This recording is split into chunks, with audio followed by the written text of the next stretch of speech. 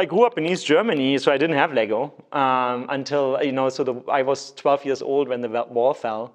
And so in many ways, this is kind of like an unfulfilled child dream, right? Like when after the wall fell, I got some small Lego sets, but then soon enough, you're 13, 14 years old, and then you are more interested in girls and being outside with your buddies and whatnot, right? And so in a way, I lost that more quickly than I actually had it in my childhood. And then only, a number of years ago, I think like 10 years ago or so, Lego started this for adult fans of Lego, where it became more and more accepted, if you will, in society that actually adults play with Lego. And I think that's quite fascinating, right? To see that we have reached a status of society where people are willing to explore that they have an inner child in them and that like to play with those Lego blocks and explore their creativity, right? There's nothing greater in us humans than being creative.